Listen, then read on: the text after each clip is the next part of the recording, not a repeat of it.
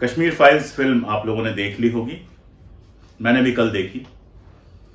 काफी बावेला मचा हुआ है, दोनों तरह के आरोप लग रहे हैं। एक तरफ कहा जा रहा है कि 32 साल बाद कश्मीरी पंडितों का सच सामने आया है, और दूसरी तरफ कहा जा रहा है कि यह फिल्म एक सांप्रदायिक एजेंडा फैलाने के लिए बनाई गई है।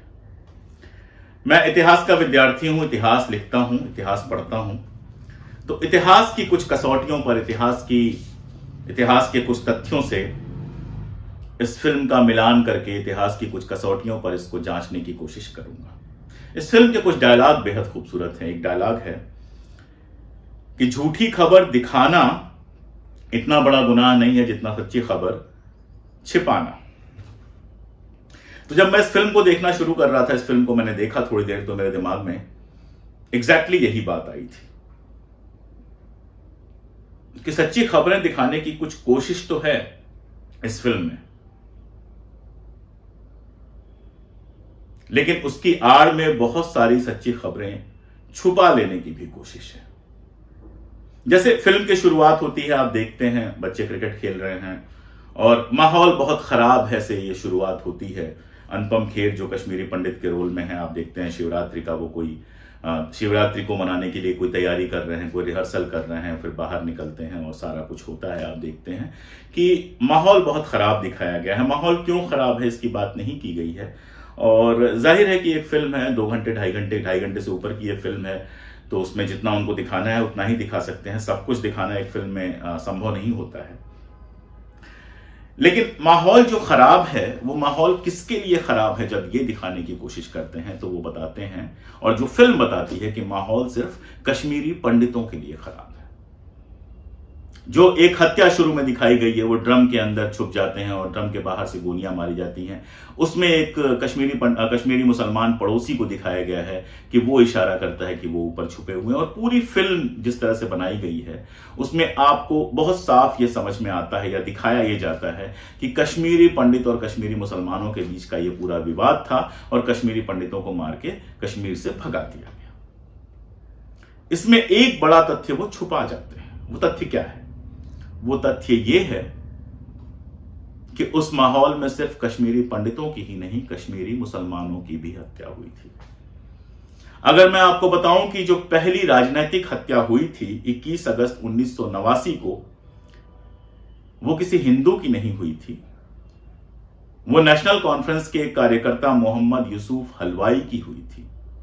अगर मैं आपको बताऊं कि प्रशासनिक हमला जो पहला हुआ था, किसी प्रशासनिक अधिकारी पर जो पहला हमला हुआ था, जो यूसुफ हलवाई की हत्या से पहले था, तो वो हमला पुलिस महानिरीक्षक जो थे जीएमए वटाली साहब, उनके ऊपर हुआ था। वटाली साहब तो बच गए थे, लेकिन वटाली साहब का जो अंगरक्षक था वो मारा गया था, और इसके कुछ ही दिन बाद उनके छोटे भाई गुलशन वटाली की हत्या कर दी गई थी। अब आप सोचेंगे कि यार माहौल तो पूरा मुसलमान और हिंदू का था, तो फिर ये मुसलमान क्यों मारे जा रहे थे? और सिर्फ यही नहीं थे, अभी मैं आपको डिटेल में बताऊंगा कि कितने सारे मुसलमानों की हत्या हुई थी। तो माहौल कुछ यूं बिगड़ा था कि 1986 में जो इलेक्शन हुआ था, उस इलेक्शन में जो धांधलियां हुई थी, उसमें एक तरफ नेशनल कॉन्फ्रेंस और कांग्रेस की पार्टियां थी, इन्होंने गठबंधन किया था, और दूसरी तरफ वहां एक गठबंधन बना था MUF, मुस्लिम यूनाइटेड फ्रंट, जिसको शॉर्ट में मफ कहते हैं, जिसमें सेमी लॉयलिस्ट पार्टियां थीं। और इस चुनाव में भयानक धांधली हुई थी। इसका किस्सा अक्सर सुनाया जाता है कि आमिर कदर विधानसभा जो थी, वहां के चुनाव के रिजल्ट देखकर जो वहां नेशनल कॉन्फ्रेंस के नेता थे, बहुत सीनियर, वो हार मान के चले गए थे। बाद में उनको बुला के जिता दिया गया। जो बंदा था चुनाव लड़ रहा था, उसने जब मफ से जो चुनाव लड़ रहा था, उसने जब आपत्ति दर्ज की तो उसको उठाकर जेल में डाल दिया गया। उसके एजेंट को भी जेल में डाल दिया गया। 20 महीने जेल में रहने के बाद जब वो छूटा तो पाकिस्तान चला गया। उसको सैयद सलाउद्दीन के नाम से जाना जाता है, जो हिजबुल मुजाहिदीन का कमांडर है, और जो उसका एजेंट था उसको यासीन मलिक के नाम से जाना जाता है, जिसको इस फिल्म में दिखाया गया है। तो हुआ यह था कि उस समय, जो लंबे समय से, आप अगर मेरी किताबें पढ़ेंगे तो उस पूरी परिस्थितियों का मैंने वर्णन दिया है। आखिर सोचना चाहिए ना कि इतने साल मुगल रहे, इतने साल अफगान रहे, सिख रहे, डोगरा रहे, अंग्रेजों का शासन रहा, मुसलमानों की संख्या हमेशा 90% से ऊपर रही, 95%, 96%। 1947 आया जब पूरे मतलब कम से कम उत्तर भारत में सारे मुसलमान, हिंदुस्तान से बहुत सारे मुसलमान पाकिस्तान गए, पाकिस्तान से बहुत सारे हिंदू भारत में आए, हजारों की संख्या में हिंदुओं और मुसलमानों की हत्या हुई। उस समय आखिर कश्मीर में जो ये 3 या 4% कश्मीरी पंडित थे, उनमें से किसी एक के साथ भी कुछ गलत क्यों नहीं हुआ? 47 से लेकर 90 तक कुछ नहीं हुआ, 90 में अचानक ऐसा क्या हो गया? इस पूरे वक्फे में कश्मीरी पंडितों के साथ अत्याचार की बातें नहीं आई, बाहर निकलने की बातें नहीं आई, वो नौबत नहीं आई। 47 में जब पूरे देश में दंगे हो रहे थे, उस समय कश्मीर में दंगा नहीं हुआ। फिर अचानक 90 में क्या हो गया, ये तो समझना पड़ेगा ना। और ये समझने के लिए मैं तो यही कह सकता हूं कि आप मेरी किताबें पढ़ सकते हैं या और भी किताबें उनको पढ़ सकते हैं। इस पर बहुत डिटेल में बात करूंगा तो घंटों का वीडियो बनेगा, मैं इस पर कभी अलग से बात कर लूंगा। तो हालात ये बने थे, पाकिस्तान 2 युद्धों में हार चुका था और ऑपरेशन टोपाज की उसने नीति अपनाई थी, गुरिल्ला टाइप के वार करो। पंजाब में ये टैक्टिस उसने अपनाई थी। आप जानते हैं पंजाब में जो आतंकवाद था उसको समर्थन दिया था, और उसके बाद कश्मीर में जो आतंकवाद था उसको समर्थन दे रहा था। और 86 के विधानसभा चुनावों के हार के बाद, उसकी धांधली के बाद जो नेता थे अलगाववादी, वो अपने युवाओं को यह समझाने में सफल हुए कि लोकतांत्रिक तरीके से भारत में कुछ हासिल नहीं हो सकता है। और आजादी का मामला, JKLF ने आजादी का मामला उठाया। शुरुआत में जो मामला था वो हिंदुस्तान और पाकिस्तान दोनों से आजादी का मामला था। तो इसमें उन्हें हिंदुस्तान के जो रिप्रेजेंटेटिव लगे उनकी हत्या की गई। मैं आपको कुछ उदाहरण के साथ यह बात समझाना चाहूंगा। इस फिल्म में आपने देखा है कि एक जगह दिखा, वो सब लोग बैठ के ताश खेल रहे हैं और उस समय खबर आती है कि एक न्यायाधीश, पूर्व न्यायाधीश नीलकांत गंजू की हत्या कर दी गई। लेकिन इस फिल्म में आपको कहीं यह खबर नहीं दिखाई जाएगी कि उसी दौर में 80 साल के एक नेता थे मौलाना मसूदी साहब, उनकी भी हत्या हुई थी। यह फिल्म आपको कभी नहीं बताएगी कि नेशनल कॉन्फ्रेंस, चूंकि सत्ता का प्रतीक थी और नेशनल कॉन्फ्रेंस भारत के साथ अपना अलायंस बताती थी, तो नेशनल कॉन्फ्रेंस के कई पूर्व मंत्रियों, पूर्व विधायकों आदि को मारा गया। कुछ नाम मैं पढ़ देता हूं, पूर्व मंत्रियों के नाम मैं पढ़ देता हूं। इस्माउद्दीन बांदे, मोहम्मद अताउल्लाह सोहरावर्दी और अब्दुल गनी वीरा। विधानसभा के पूर्व अध्यक्ष जिनको मारा गया, वाली अहमद भट्ट। जो पूर्व विधायक थे, मोहम्मद सुबान भट्ट, पीर मोहम्मद शफी, शेख मंजूर, अब्दुल राशिद डार, नाजिर अहमद वानी, गुलाम कादिर मीर, अब्दुल माजिद बांदे। एक लंबी संख्या है ऐसे लोगों की, ऐसे मुस्लिम लोगों की जिन्हें सत्ता के साथ माना जाता था, जिन्हें भारत के साथ माना जाता था, और उनकी हत्या हुई। एक घटना जिस पर कभी बात नहीं होती है, खुद कांग्रेस नेता गुलाम नबी आजाद कभी बात नहीं करते हैं। गुलाम नबी आजाद के भांजे थे तसद्दुक हुसैन, जिनका अपहरण कर लिया गया था, और उनके ससुर थे हाजी मोहम्मद अब्दुल्ला, जिनके घर पर बमों से हमला किया गया था। हालत यह थी कि एक सर्जन, और एक जमाने में JKLF में आप बात करूंगा क्यों उनको मारा गया, JKLF के जो आइडियोलॉग माने जाते थे, डॉक्टर अब्दुल अहद गुरु, उनकी भी हत्या हुई। यहां आपको एक मजेदार उदाहरण मैं दूंगा रेडियो कश्मीर का। रेडियो कश्मीर पर एक अच्छी किताब है राजेश भट्ट की, कश्मीरी पंडित है राजेश भट्ट, उनका रिसर्च वर्क है रेडियो कश्मीर। आप उसको पढ़ेंगे तो ये सारे डेटा मिल जाते हैं। रेडियो कश्मीर की बात मैं क्यों कर रहा हूं, क्योंकि अक्सर रेडियो दूरदर्शन के जो हेड थे वहां पे लासा कौल साहब, उनकी हत्या की बात की जाती है और उसको ऐसे दिखाया जाता है जैसे वो कश्मीरी पंडित की हत्या हो। मैं कुछ और उदाहरण आपको दे रहा हूं। 13 फरवरी 1990 को दूरदर्शन श्रीनगर के निदेशक थे लासा कौल, उनकी हत्या हुई थी। 1 मार्च 1990 को जो उसके असिस्टेंट डायरेक्टर थे PN हांडू, उनकी हत्या हुई थी। लेकिन 2 अक्टूबर 1993 को वहां समाचार वाचकों पर जब प्रतिबंध लगा दिया गया, उसके बावजूद कुछ समाचार वाचन कर रहे थे लोग, उनमें से एक मोहम्मद शफी भट्ट थे, उनकी भी हत्या की गई। उसके बाद मैं आपको बताऊं कि 2 दिसंबर को शमसुद्दीन अहमद जो संवाददाता थे, उनके साथ 4 कर्मचारियों का अपहरण कर लिया गया। 19 दिसंबर को स्टेशन से बाहर निकलते हुए एक कैजुअल आर्टिस्ट थे मोहम्मद हुसैन जफर, उनका अपहरण कर लिया गया। 26 दिसंबर को रेडियो कश्मीर के सहायक निदेशक जो उस समय थे सलामुद्दीन, उन पर हमला हुआ। 1 जुलाई 1994 को देर रात रेडियो और दूरदर्शन पर फिर से रॉकेट का हमला हुआ और 15 मई 1999 को एक धमकी दी, जो स्टेशन निदेशक थे वहां पर फयाज शहरयार साहब, उनको धमकी दी गई कि सुबह कश्मीर वहां का बड़ा मकबूल प्रोग्राम था, उसको बंद कर दिया जाए। और जब उन्होंने अपने प्रोड्यूसर्स वगैरह से बात की, उच्च अधिकारियों को पत्र लिखा और वहां से कोई जवाब नहीं मिला, तो इसको बंद किया गया। इसके बाद जो है आप देखेंगे कि 2 वेतनभोगी थे, दैनिक वेतनभोगी, डेली कर्मचारी थे, महराजुद्दीन और अब्दुल रशीद, ये बम विस्फोट में मारे गए। 16 अक्टूबर 1992 को संयुक्त निदेशक सूचना जो थे सैयद गुलाम नबी, उनका अपहरण कर लिया गया और 4 दिन बाद जब उनकी लाश मिली तो उस पर टॉर्चर के निशान थे। अब होता यह है कि जो कश्मीरी पंडित मारे गए, इस हिंदू बनाम मुस्लिम का जो पूरा एक खड़ा किया जाता है, उसमें जो कश्मीरी पंडित मारे गए उनका नाम तो सबको याद रहता है, जो कश्मीरी मुसलमान मारे गए उनका नाम याद नहीं रहता है।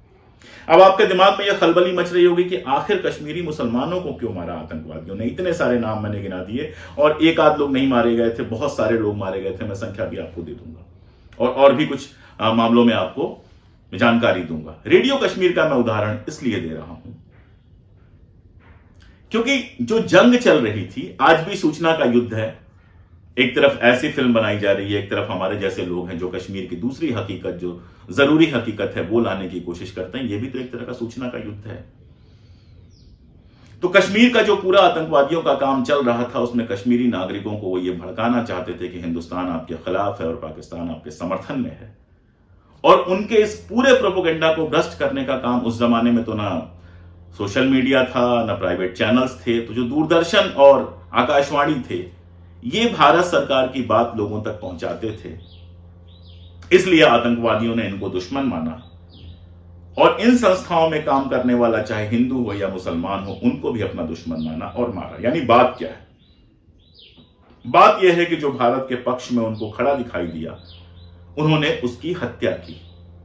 और बात यह है कि भारत के पक्ष में सिर्फ हिंदू ही नहीं, मुसलमान भी बहुत सारे खड़े थे।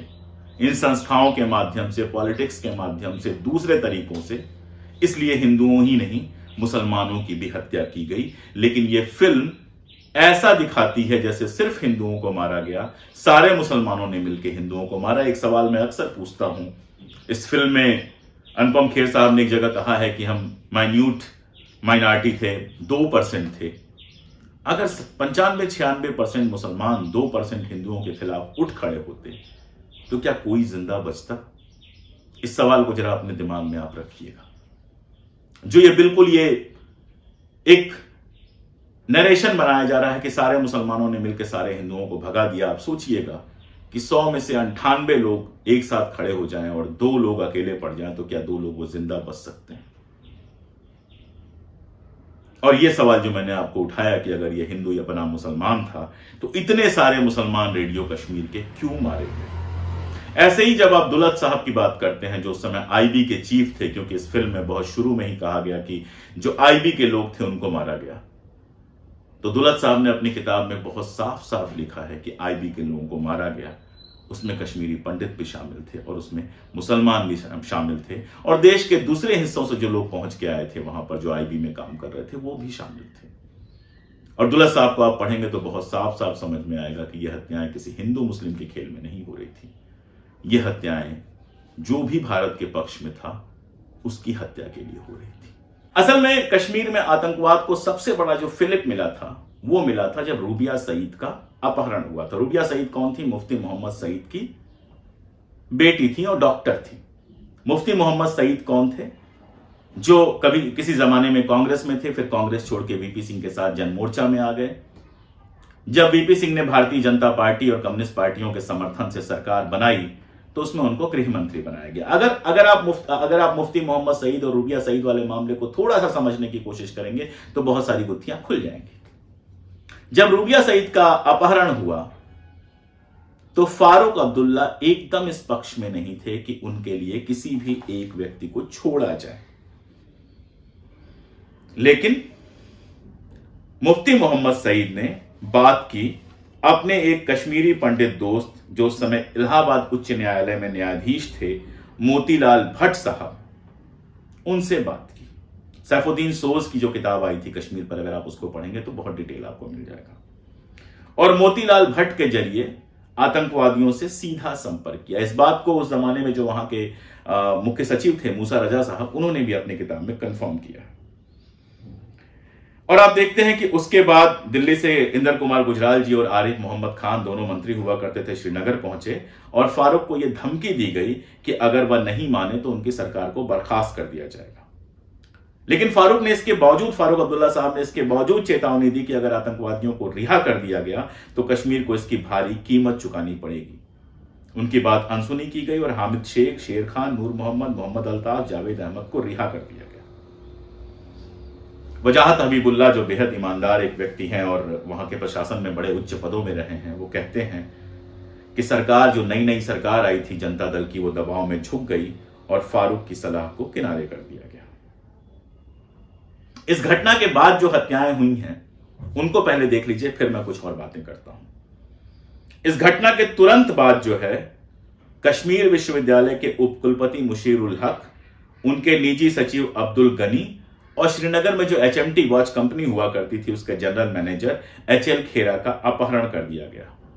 लेकिन राज्य सरकार ने इस बार बदले में आतंकवादियों को रिहा करने से मना कर दिया गया, तो इन सब की हत्या कर दी गई। मरने वालों में 2 मुसलमान और 1 हिंदू। अगस्त 1991 में श्रीनगर के दौरे पर भारतीय तेल निगम के कार्यकारी निदेशक के दुरईस्वामी आए तो उनका अपहरण हुआ। इस बार फिर सरकार ने 5 आतंकवादियों को छोड़ दिया। इसी बीच में अब्दुल गनी लोन की बेटी शबनम लोन और सैफुद्दीन सोज की बेटी नाहिद सोज का भी अपहरण किया गया। लेकिन तब तक चंद्रशेखर सत्ता में आ चुके थे। चंद्रशेखर ने बिल्कुल सीधे मना किया कि मैं किसी तरह का लेन देन नहीं करूंगा और फाइनली बातचीत करके इनको छुड़ा लिया गया।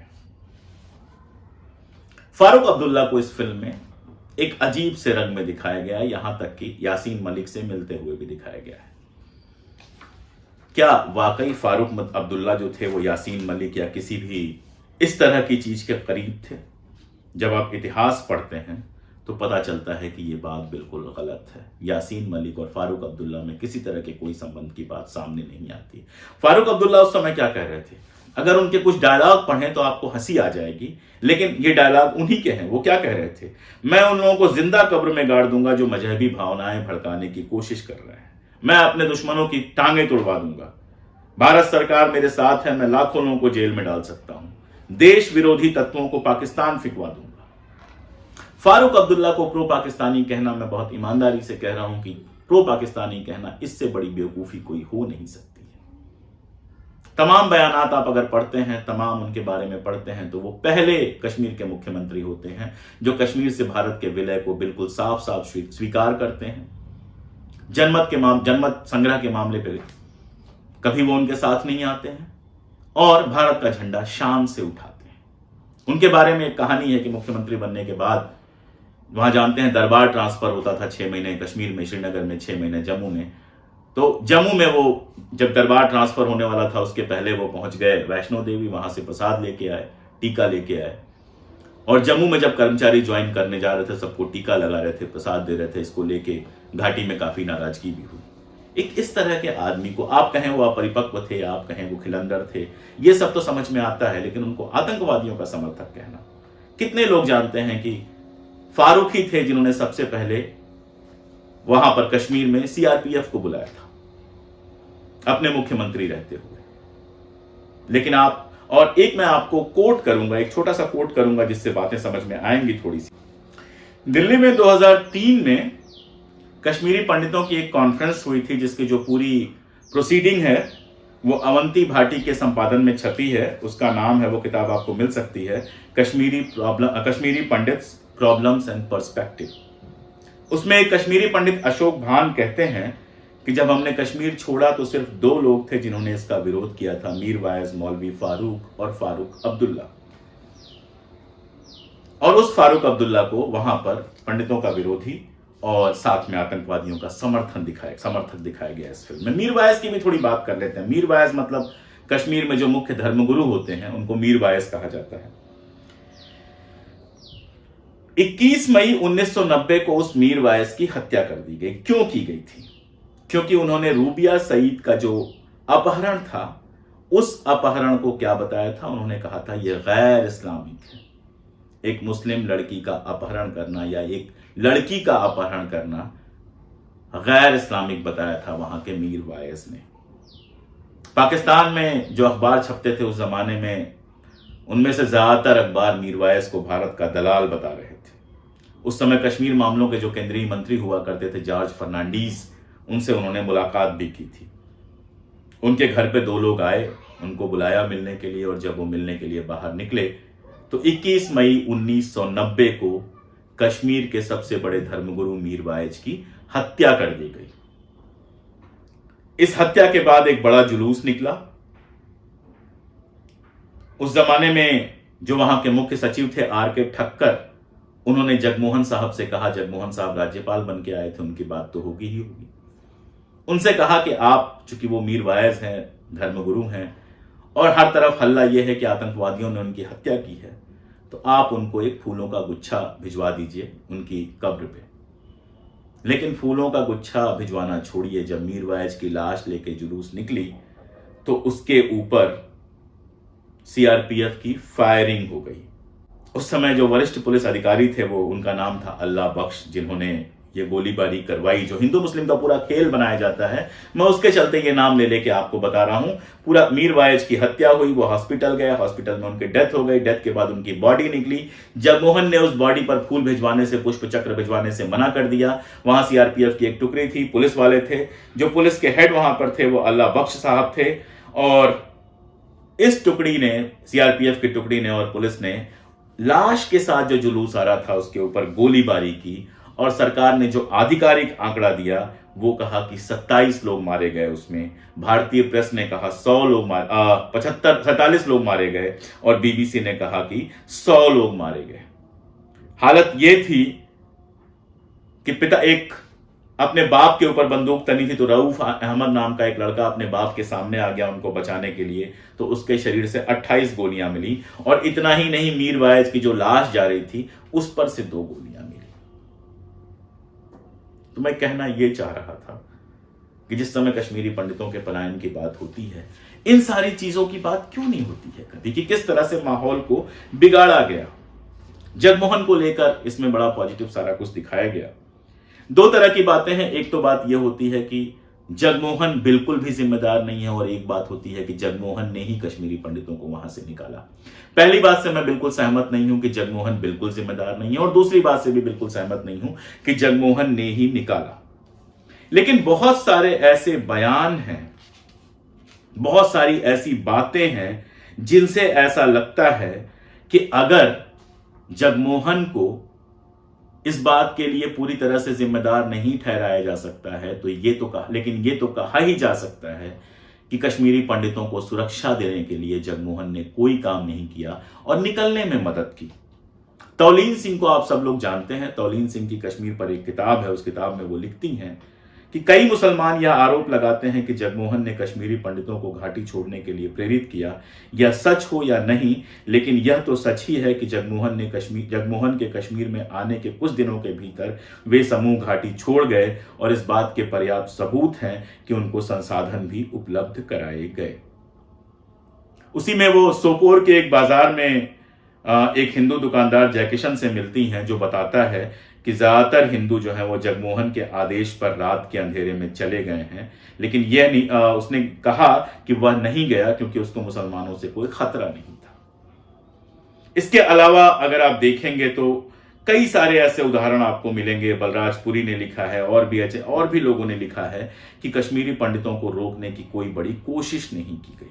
वजाहत हबीबुल्लाह बताते हैं कि उन्होंने जगमोहन से कहा कि दूरदर्शन पर कश्मीरी पंडितों से एक अपील करें कि वो यहां सुरक्षित महसूस करें और सरकार उनकी पूरी सुरक्षा उपलब्ध कराएगी, लेकिन जगमोहन ने मना कर दिया और इसकी जगह अपने प्रसारण में कहा कि पंडितों की सुरक्षा के लिए रिफ्यूजी कैंप बनाए जा रहे हैं। जो पंडित डरा हुआ महसूस करें वे इन कैंपों में जा सकते हैं। जो कर्मचारी घाटी छोड़कर जाएंगे उन्हें तनख्वाह मिलती रहेगी। एक बड़ा इंपॉर्टेंट मैं कोट कर रहा हूं प्रोफेसर नीरजा मट्टू का।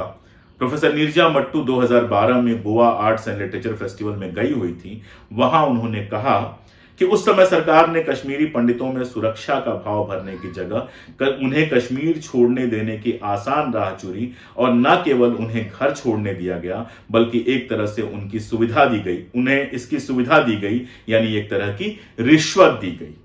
ये कहा गया कि आप लोग अगर कश्मीर से बाहर चले जाएंगे तो आप लोगों को राशन वगैरह सब कुछ मिलता रहेगा और साथ में आपको जो तनख्वाह, अगर आप सरकारी कर्मचारी हैं तो तनख्वाहें मिलती रहेंगी, बाकी सब कुछ।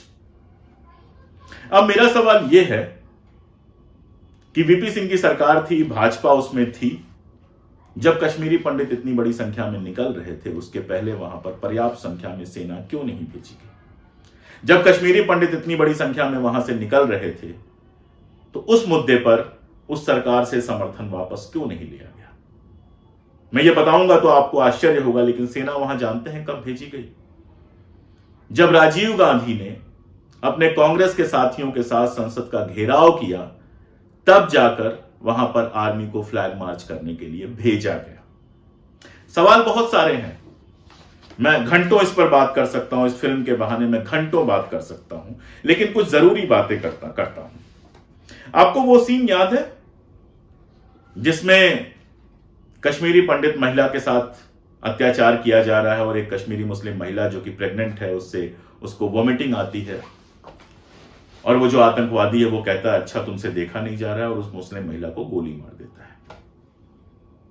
उस सीन को बहुत गौर से देखने और समझने की जरूरत है। कभी कभी ना चाहते हुए भी आप ऐसी चीजें उसमें डाल देते हैं। जो बार बार कहा जा रहा है कि कश्मीरी मुसलमानों ने रोकने के लिए कुछ नहीं किया, और जो मैंने आपको बताया कि जो भी भारत के समर्थन में दिख रहा था उसको मारने की कोशिश की जा रही थी, तो इस बात को समझना चाहिए कि कश्मीरी मुसलमानों में भी एक डर था। लेकिन इस डर के बावजूद बहुत सारे कश्मीरी मुसलमानों ने कश्मीरी पंडितों को बचाने की कोशिश की। मैं कुछ उदाहरण दूंगा। मैं कोलरहामा गया हुआ था। कोलरहामा जो है वो दक्षिण कश्मीर में एक गांव है। वहां मेरी मुलाकात रतनलाल तलाशी साहब के एक व्यक्ति से हुई। उन्होंने कहा कि 1989 में माहौल बहुत खराब हो गया था, लेकिन गांव के पास कोलर नाम का एक गांव है जहां कांग्रेस के एक बड़े नेता थे गुलाम नबी। उन्होंने यह कहा था कि जब तक मैं यहां हूं आसपास के कश्मीरी पंडित अपने आप को सेफ महसूस करें, कहीं कोई दिक्कत नहीं होने वाली। उनको कुछ ही दिनों के बाद आतंकवादियों ने मार दिया और जब उनको मार दिया तो सारे कश्मीरी पंडित वहां से निकल गए। अब शायद आपको समझ में आ रहा होगा कि मैं क्यों आपको बता रहा था कि केवल कश्मीरी पंडित नहीं मारे गए, कश्मीरी मुसलमान भी मारे गए। एक कश्मीरी पंडित हैं ON त्रिशल। उन्होंने एक किताब लिखी है Kashmiri pandits at the cross road of history. वो बताते हैं कि 1989 के अंत में जब घाटी में आतंकवाद की शुरुआत हुई तो आमतौर पर मुसलमानों ने पड़ोसी मित्र या सहकर्मी के रूप में अपने पंडित भाइयों को घर छोड़ने के लिए नहीं कहा और सुरक्षा उपलब्ध कराई। कई मुसलमानों ने उन्हें अपने घरों में जगह दी कि वे आतंकवादियों से बच सकें। ऐसी घटनाएं भी हैं जब मुस्लिम महिलाएं पंडितों की रक्षा के लिए दरवाजे पर अड़ गईं। मनोहर लाल टिक्कू ने भी एक जगह लिखा है ये बात कि उनकी पत्नी बहुत डर गई थी, इसलिए उनको घाटी छोड़ना पड़ा, वरना उनके मुस्लिम पड़ोसी बिल्कुल नहीं चाहते थे कि वो घाटी छोड़े।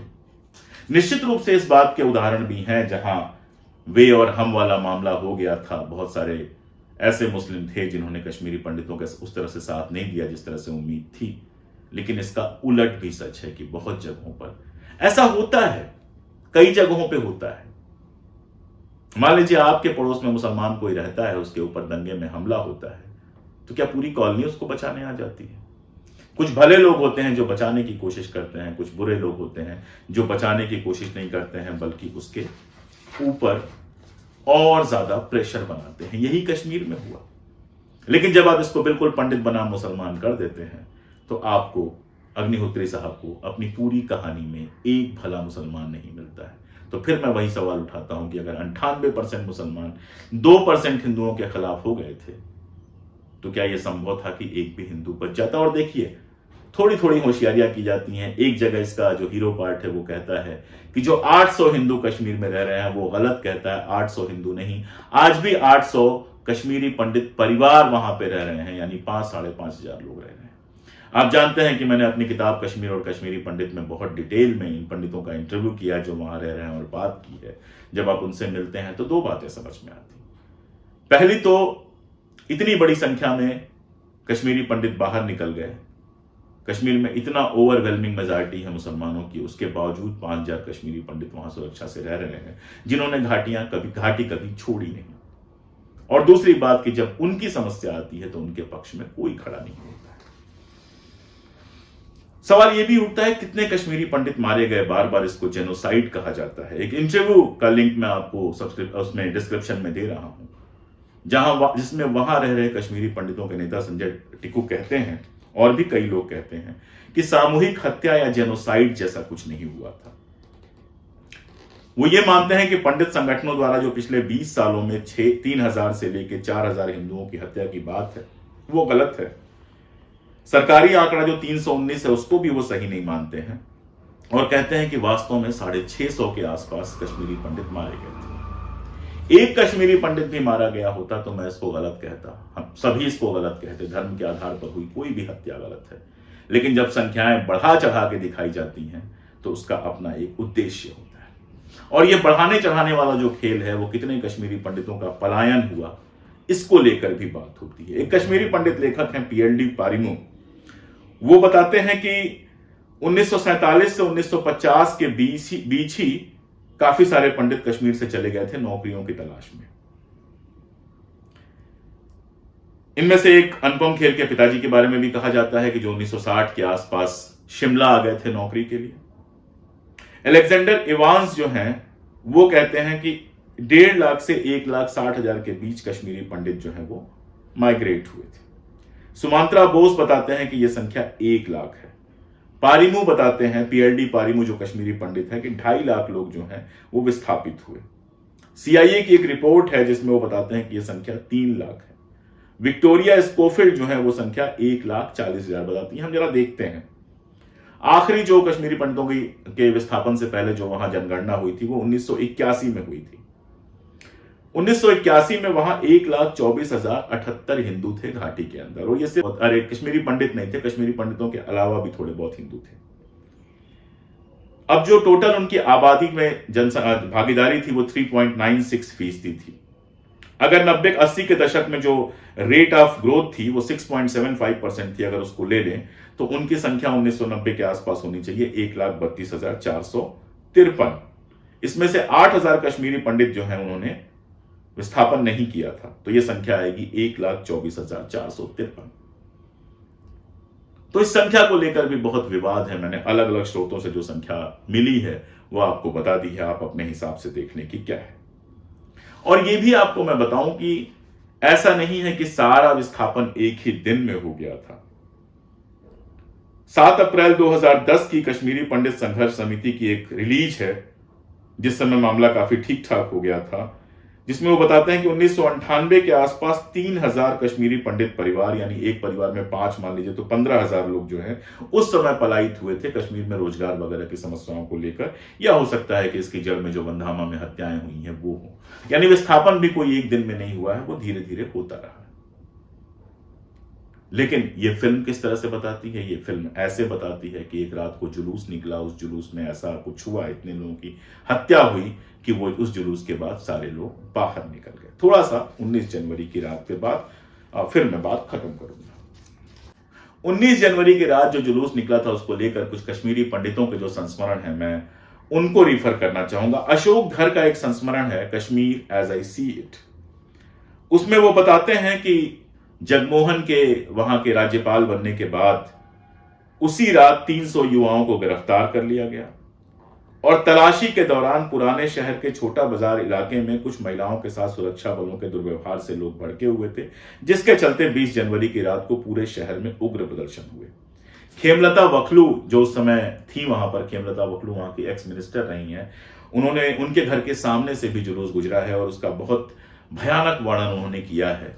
लेकिन उन्होंने भी 19 जनवरी की रात किसी हत्या होने की बात नहीं की है। लेकिन उस रात पलायन हुआ, बड़ा पलायन हुआ, कश्मीर से भारी संख्या में कश्मीरी पंडित बाहर आए, ये एक सच्चाई है।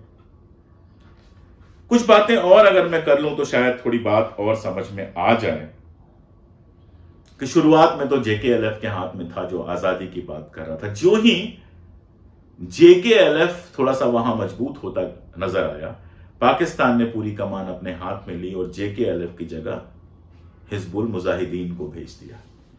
JKLF जहां आजादी की बात कर रहा था, वहां हिजबुल मुजाहिदीन पाकिस्तान में कश्मीर के विलय की बात कर रहा था। जहां JKLF का नारा था कश्मीर बनेगा खुद मुख्तार, वहां पर हिजबुल का नारा लगा कश्मीर बनेगा पाकिस्तान। और आप देखेंगे कि उसके बाद JKLF से जुड़े लोगों की भी हत्या शुरू हो जाती है।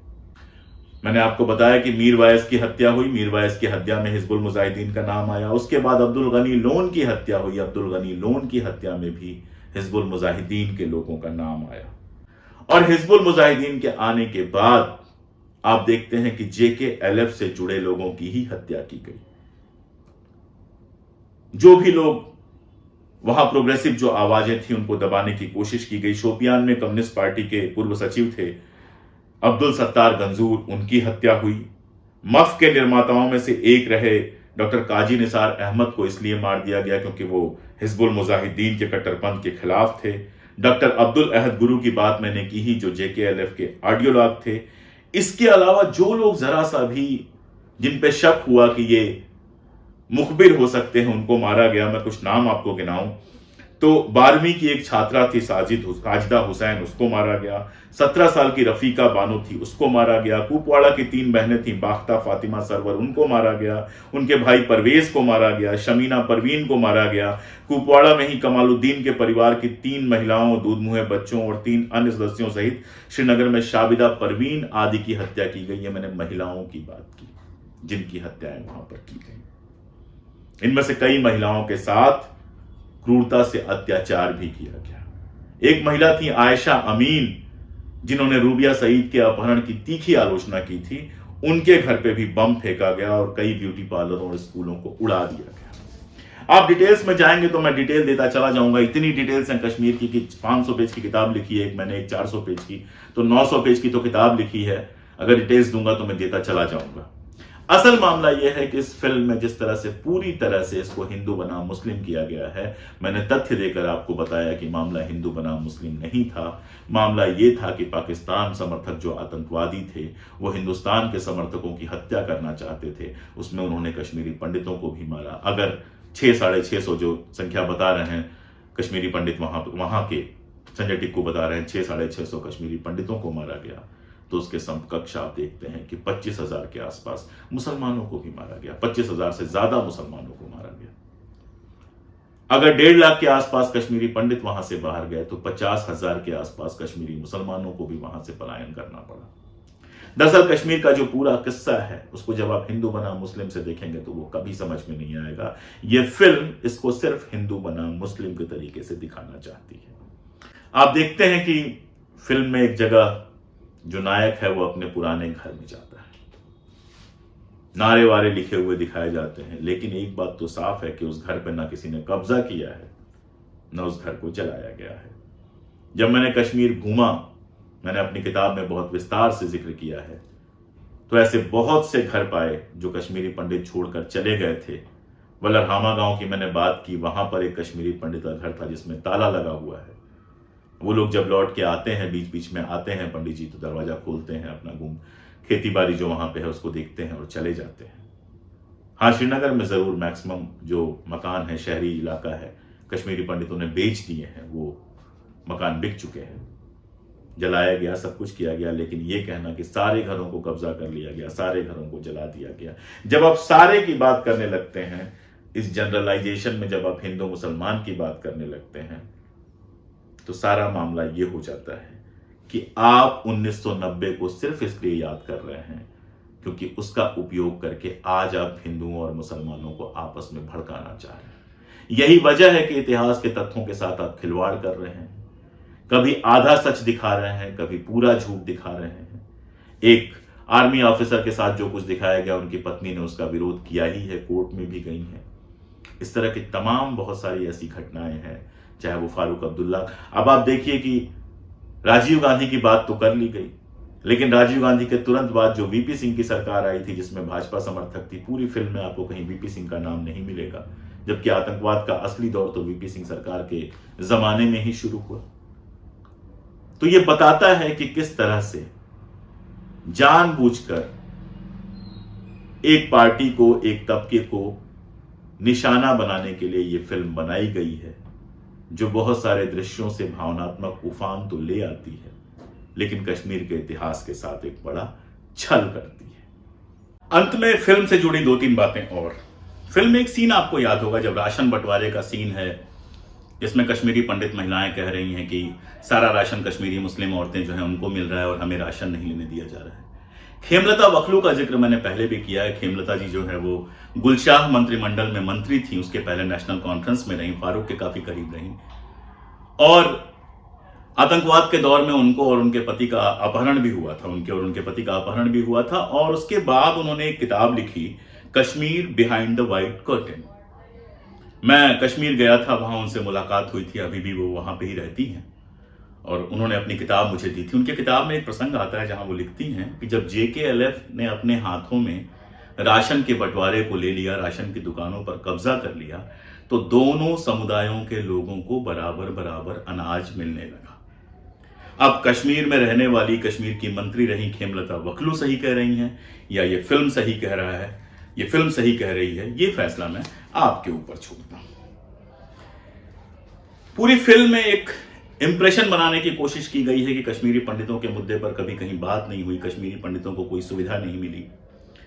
एक जगह कहा गया है कि बाला साहेब ठाकरे के अलावा किसी ने अपने यहां कोई सुविधा नहीं दी। मैं कुछ चीजें पढ़ देता हूं आपके लिए जिससे क्लियर हो जाएगा। एक तो मैं आपको बताऊं, कश्मीरी पंडितों को जो मिलने वाला मुआवजा है, आप होम मिनिस्ट्री की वेबसाइट पे जाके देख सकते हैं, जो पर मंथ जो मुआवजा मिलता है वो भारत में किसी भी विस्थापन का शिकार हुए लोगों की तुलना में मिलने वाले मुआवजे से सबसे अधिक है। यह मुआवजा वक्त वक्त पे बढ़ाया भी गया है, और आखिरी बार जो बढ़ा वो उमर अब्दुल्ला के समय बढ़ा है। 2008 में एक आदेश आया जिसमें आतंकवाद के जो लोग शिकार हुए हैं उनको 5 लाख रुपए की सहायता और परिवार से किसी एक व्यक्ति को नौकरी देने का आदेश था। वो 2015 में उमर अब्दुल्ला के समय में इस राशि को बढ़ाकर, जो उनको प्रति माह प्रति व्यक्ति राशि मिलती है, 1500 रुपए से बढ़ाकर इसको 2500 रुपए कर दिया गया, और इसकी अधिकतम एक सीमा 10,000 रुपए की बनाई गई। 4 लोगों का परिवार माना गया कि 10,000 रुपए का मुआवजा उनको पूरे वक्त जो है प्रति माह मिलता रहेगा। इसके अलावा अनाज और बाकी सारी चीजें भी मिलती हैं। 2015 में ही मनमोहन सिंह के समय में प्रधानमंत्री पैकेज आया था जिसमें 3,000 नौकरियों का सृजन किया गया और 6,000 आवासों के लिए, मकानों के लिए 2,000 करोड़ रुपए का पैकेज अनुमोदित किया गया था। यह मनमोहन सिंह के जमाने में हुआ था। अब रिजर्वेशन का मामला आप देख लीजिए। दिल्ली में कांग्रेस का जब वक्त था, उस समय दिल्ली प्रशासन MCD, NDMC के स्कूल और केंद्रीय विद्यालयों में प्रवेश के लिए सुविधाएं और दिल्ली विश्वविद्यालय में दाखिले के लिए आरक्षण का प्रावधान किया गया।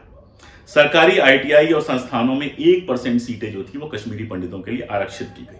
महाराष्ट्र में बता दिया कि डिग्री और डिप्लोमा दोनों लेवल पे सुविधाएं मिली। इसके अलावा मध्य प्रदेश में कांग्रेस सरकार ने हर तकनीकी संस्थान में हर स्तर पर 1 सीट विस्थापित कश्मीरी पंडितों के लिए आरक्षित की थी। पंजाब में स्कूल लेवल पर उनके लिए मुफ्त शिक्षा का प्रावधान किया गया। तो गुजरात और राजस्थान में मेडिकल छात्रों को माइग्रेशन की सुविधा दी गई, और कश्मीरी छात्रों को दाखिले के समय कोई डोमिसाइल सर्टिफिकेट लगाने की जरूरत नहीं थी। ऐसा पंजाब में किया गया, ऐसा कई जगहों पर और किया गया। तो ये जो पूरी बात की जाती है, और ये सारा कुछ तब हुआ जब कांग्रेस की या विपक्ष की दूसरी पार्टियों की सरकारें थी। मैं पूछ रहा हूं कि 2021 में हैं हम, 8 साल हो गया मोदी जी सरकार में। इसके पहले मुफ्ती के साथ वहां कश्मीर की भी सरकार में थे, केंद्र में सरकार है, तमाम राज्यों में सरकार है। बताना चाहिए कि कश्मीरी पंडितों के लिए क्या किया गया, क्या अलग से सुविधाएं दी गई। कुल मिलाकर बात यह है कि फिल्म जो होती है वो इसलिए बनती है, साहित्य इसलिए लिखा जाता है कि समाज में लोगों को जोड़ा जा सके।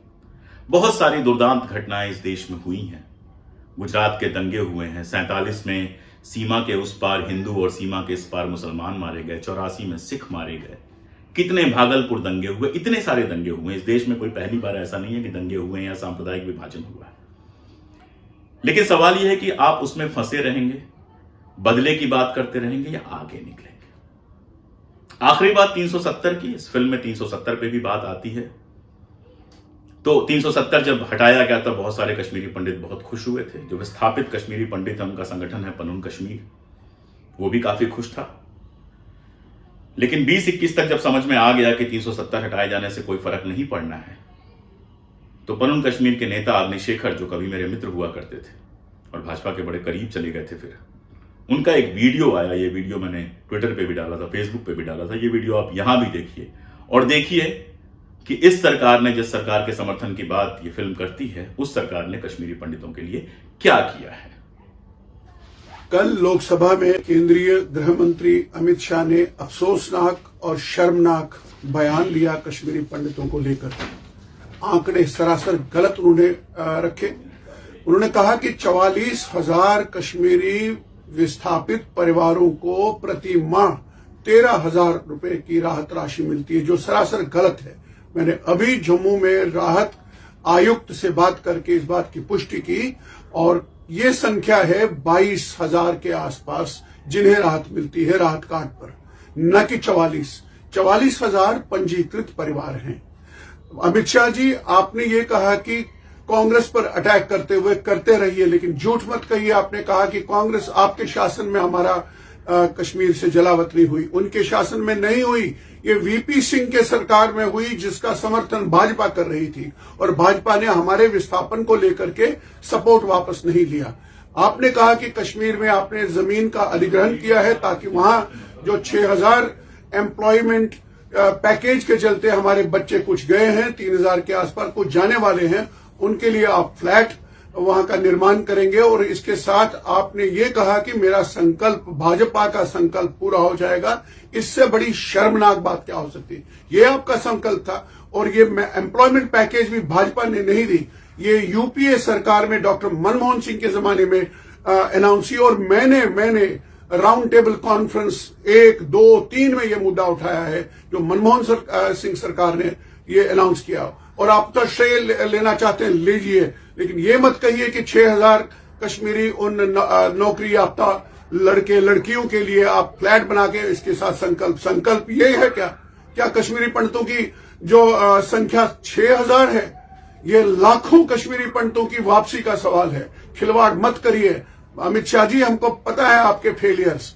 आप एक फेल्ड गृह मंत्री हैं जो हर लेवल पे इतना झूठ कहेंगे। आप ये कहेंगे कि ये पैकेज आपने दी, ये पैकेज यूपीए सरकार आपने क्या दिया। 370 हटाया, हमने स्वागत किया, और 5 अगस्त को 370 जब हटा, मुझे बताइए, हम अभी भी तमाम लाखों कश्मीरी पंडित 4 अगस्त में ही जी रहे हैं। हम पर इसका कोई असर नहीं हुआ, कोई चेंज नहीं हुई। आपने कानून बदला, आपने संविधान बदला, आपने जम्मू कश्मीर का पुनर्गठन किया, लेकिन कश्मीरी पंडितों को लेके क्या किया। यही 6,000 आप फ्लैट बनाएंगे वहां, ये शर्म की बात है। और आप अपने पूर्ववर्तियों से कहीं अलग नहीं है। कान खोल के सुन लीजिए, और आपके प्रधानमंत्री नरेंद्र मोदी भी अभी तक कश्मीरी पंडित आपका लिहाज करते हैं और उनकी मजबूरियां हैं कि शायद आप करेंगे कुछ। अगर यही रवैया रहा तो हम सब विश्व भर में अपना मुंह खोलने के लिए आपकी निंदा करनी, आपकी आलोचना खुलकर करनी। कुल मिला के बात यह है कि जो जिंगोइज्म होता है, नारेबाजी होती है, सांप्रदायिक नफरत की बात होती है, उससे हासिल कुछ नहीं होता है। ये फिल्म इतिहास के तमाम सारे तथ्यों को नकारती है, सच कहने के नाम पे सच को छुपाती है, और इस रूप में अगर इसी के डायलॉग को फिर से याद करें तो बड़ा गुनाह करती है। और कश्मीर में शांति की जो उम्मीदें हैं, कश्मीर में पंडितों के वापसी की जो उम्मीदें हैं, उनको मजबूत करने की जगह कमजोर करती है। हो सकता है शॉर्ट टर्म में दक्षिण पंथ को इससे फायदा मिले, लेकिन लॉन्ग टर्म में इस तरह की फिल्मों से देश को बड़ा नुकसान होने वाला है। अभी इतना ही। नमस्कार।